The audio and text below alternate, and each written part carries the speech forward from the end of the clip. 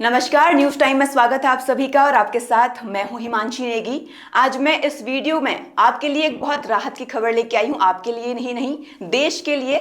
और मैं चाहती हूं कि ये खबर आप जानें, लेकिन उससे पहले मैं आपका इंट्रोडक्शन करवाती हूं वरिष्ठ पत्रकार रवि यादव जी से। सर, मैं चाहूंगी कि आप ही हमारे ऑडियंस को बताएं ये बहुत ही शांतिपूर्ण खबर क्या है।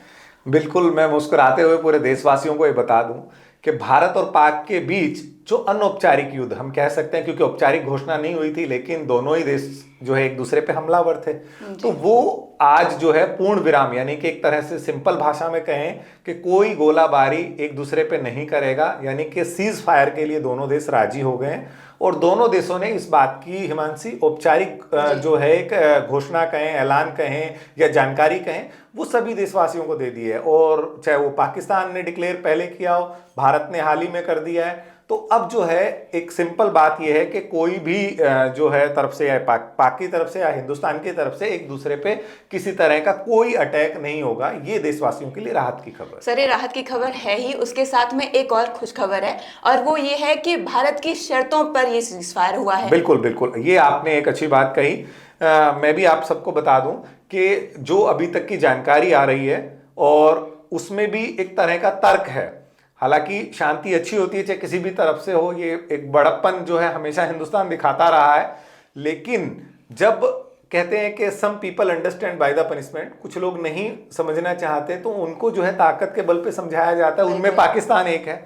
और हर बार जो है शांति का हाथ भारत बढ़ाता था, लेकिन पीठ में खंजर जो है पाकिस्तान घोंपता था।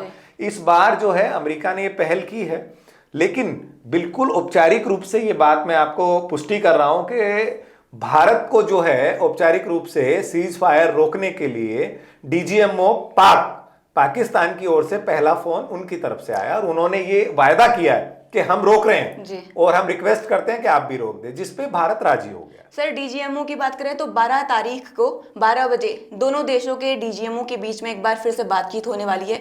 इस दौरान क्या बातचीत की संभावनाएं हैं? देखिए, ये बात बिल्कुल ठीक है, 12 तारीख को 12 बजे होगी।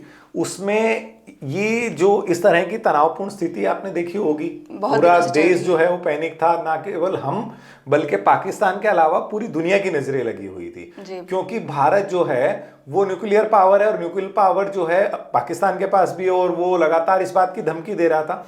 तो मानवता के लिए खतरे की भी बात थी। लेकिन अब जो बात आपने कही कि 12 तारीख को क्या होने वाला है, भाई ये घटना क्यों हुई? ये घटना हुई 22 अप्रैल को, जो पहलगांव में जो हमारे पर्यटक स्थल हैं उन पे जो पर्यटक गए उन स्थलों पे और वहां निर्दोष लोगों को मारा गया, धर्म पूछ के मारा गया। तो यानी कि जो मंडी, जिस तरह की भट्टी आतंकवाद की पाकिस्तान में चलती है, वो प्रहार जो है हमने किया बदले के लिए। और एक आतंकवादी की हिमांशी कोई जात नहीं होती, कोई धर्म नहीं होता, कोई देश नहीं होता, वो एक आतंकवादी होता है। इस तरह के लोगों को पनाह देना, उनको पनपाना, उनको तैयार करना, ये सारा जग जाहिर है कि पाकिस्तान करता है। तो इस पे जो है चर्चा हम आ रहे हैं उसी बात पे जो आपने सवाल किया कि 12 तारीख को इन मुद्दों पे चर्चा होनी है कि क्या ये जो घटनाक्रम है, जो आतंकवादी पाले जा रहे हैं, जिस तरह से मुनीरके में या और दूसरी जगह जो ब्लास्ट हुए और जो आतंकवादी कंधार हाईजैक में थे वो भी 1-2 मारे गए हैं, या आतंकवादियों के जनाजे पे आंसू जो है उनकी सेना बहारी थी, क्या उन चीजों पे रोक लग पाएगी? कैसे कैसे जो है दोनों देश एक दूसरे के प्रति आगे बढ़ेंगे? क्योंकि आप देख रहे हो कि लगातार जो है आतंकवाद का जो एक नकाब ओढ़े हुए शांति की बात करता है, वो उनके विदेश मंत्री ने, रक्षा मंत्री ने खुद माना, खाजा ने, उन्होंने कहा कि भाई वो ये घिनौना काम कर रहे हैं। तो 12 तारीख को इन सब मुद्दों पे डिटेलिंग चर्चा होगी। सर, जब पाकिस्तान ने ये बोला था कि ये घिनौना काम कर रहे हैं, उन्होंने एक नाम लिया था अमेरिका का, कि अमेरिका ने मदद की है और उन्होंने ही ये बोला है कि पाकिस्तान आतंक को पनाह दे, और अब अमेरिका ने ही इसमें बहुत बड़ी भूमिका निभाई है। देखिए, ये भी एक विचित्र बात मैं आपको बता दूं सभी लोगों को कि 6 तारीख की रात, यानी कि तारीख 7 हो गई थी, क्योंकि 1:05 पे हमने जो है ये एयर स्ट्राइक जो की थी, आतंकवादियों को जो है नस्तो नाबूद किए उनके ठिकाने, और 9 जगह ये हमले हुए थे। तो यानी कि 7 तारीख से और आज 10 तारीख, यानी कि 4 दिन हो गए। लेकिन बीती रात जो एफर्ट्स अमेरिका ने किए हैं वो 2 दिन पहले तक ये कहता था कि हम दोनों देश हमारे मित्र तो हैं, लेकिन हम जो है किसी को भी लड़ाई रोकने के लिए नहीं कह सकते। लेकिन जिस तरह से भारत का एक्शन और रिएक्शन वो देख रहा था अमेरिका, वो शायद उनको दूरगामी परिणाम नजर आ रहे थे, क्योंकि भारत अब वो भारत नहीं है, ये 21वीं सदी का भारत है और ये घर में घुस के मारता है, अपने दुश्मन को कहीं तक नहीं छोड़ता।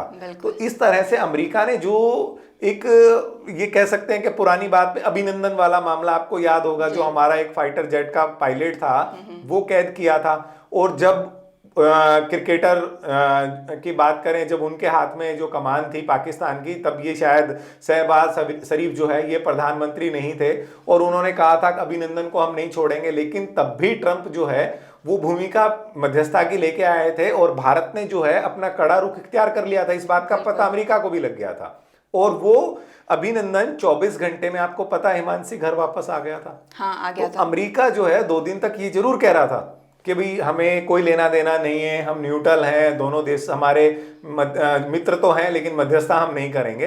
तो लेकिन भारत जिस एग्रेसिव रूप से, जिस ताकत से आगे बढ़ रहा था, और लगातार मोदी जी के साथ साथ जो बाकी सेना के अध्यक्ष थे, विपक्ष था, पूरा देश एकजुट था, और पूरा देश का खून जो है वो पूरी तरह से उबाल रहा था। तो वो एक नतीजा ये रहा कि अमेरिका को ये लगा कि अब मध्यस्थता जरूरी है। और पाकिस्तान, आपको सब पता है कि जहां आटा 400 रुपए किलो बिकता हो, खाने के लाले हों, वो देश क्या ही लड़ाई लड़ेगा। उन्होंने कल भी आपने देखा होगा कर्ज लिया IMF से, और वो उस कर्ज पे जिंदा है। तो उधारी की जिंदगी वो कब तक जिएंगे? उधारी की जिंदगी की आपने बात की, लेकिन पाकिस्तान पे सर पहले से ही कर्ज है, ऊपर से उन्होंने और कर्जा ले लिया। अगर इसके चलते वो कर्जे के नीचे ही डूबता रहा आगे। देखिए, कुछ लोगों की फितरत होती है कि उनका एक ही नारा होता है कि कमाएगी दुनिया, खाएंगे हम। उनको किसी को जो है लेकर देना नहीं है, लौटाना नहीं है।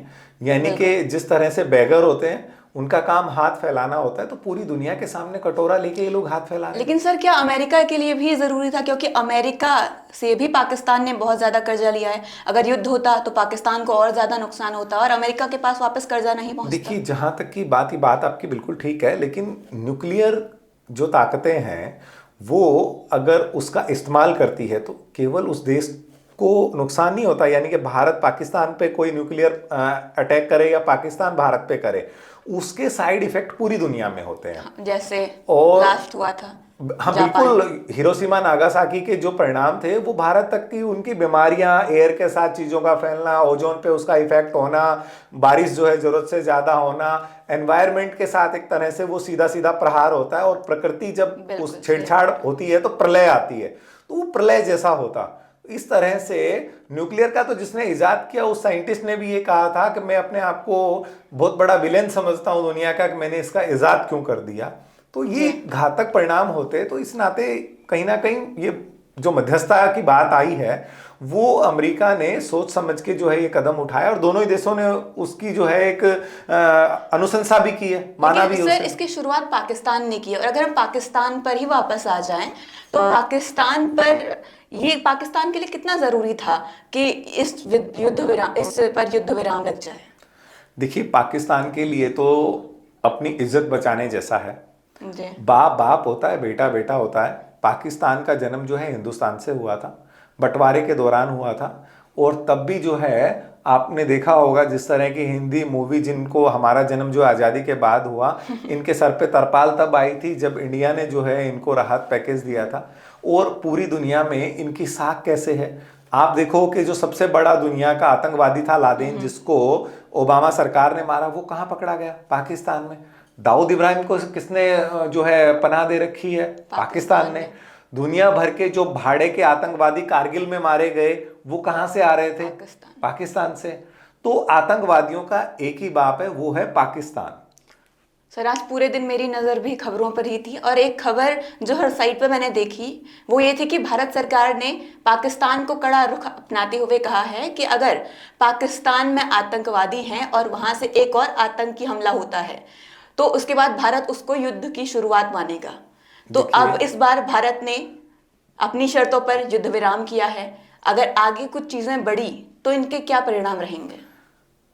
देखिए, मैं चंद लाइनों में बात समझा दूं कि तू मत पूछ मेरी सब्र की इम्तिहान कहाँ तक है, तू कर ले सितम तेरी ताकत जहाँ तक है। वफा की उम्मीद होगी जिन्हें होगी तुझसे, मुझे तो ये देखना है कि तू जालिम कहाँ तक है। तो पाकिस्तान की जो फितरत है वो कुत्ते की पूंछ जैसी है। अभी उस पे पाइप लगा दिया है, वो चाहे अमेरिका ने लगाया हो भारत की शर्तों पे, अभी वो सीधी है, लेकिन ये 12 साल बाद भी वो पाइप हटेगा तो वो टेढ़ी की टेढ़ी रहेगी। तो ऐसे लोगों पर जो है नकेल कसने के लिए हमेशा जो है डंडे के बल पर वो इन पे स्टिकनेस रखनी पड़ेगी। और 12 तारीख को देखना है, क्योंकि भारत, अब मैंने कहा, वो भारत नहीं है जो आंखों में आंखें डाल के बात करता है पूरी दुनिया से, ना केवल पाकिस्तान से। आज हमारी इमेज पूरी दुनिया में जो है पूरी सुपर डुपर है। हमारी सरकार की इमेज, हमारे जो जनमानस की, जो दुनिया में हमारे एनआरआई भाई हैं उनकी। तो अब जो है 12 तारीख को पाकिस्तान से जब हमारे अधिकारी बात करेंगे तो अपनी तय शर्तों पे करेंगे, यानी कि तलवार अभी चलनी रुकी है, म्यान में नहीं गई है। बिल्कुल। आप ये ना सोचे कि अभी तलवार जो है वो म्यान में वापस चली गई है। अभी भारत के सैनिकों ने वो जो अपना उनका एक जोश और जुनून था वो अभी पूरी तरह से गर्म भी नहीं हुआ था, उससे पहले यही मिनमिनाने लगे और इस तरह से शांति की अपील करने लगे। तो देखते हैं 12 तारीख को, लेट्स सी कि क्या होता है। सर, हमारे साथ तमाम जानकारी साझा करने के लिए आपका धन्यवाद। तो ये था हमारे बीच में रवि यादव जी, जिन्होंने बताया कि कैसे पाकिस्तान इस बार सामने आया और माफी मांगी और उसके बाद भारत की शर्तों पर युद्ध, यानी ये कहें जो तनाव चल रहा था सेनाओं के बीच में, वो खत्म हो गया है। आपकी इस पर क्या राय है, हमें कमेंट बॉक्स में ज़रूर बताएं। वीडियो को शेयर करें, लाइक करें, सब्सक्राइब करें। नमस्कार।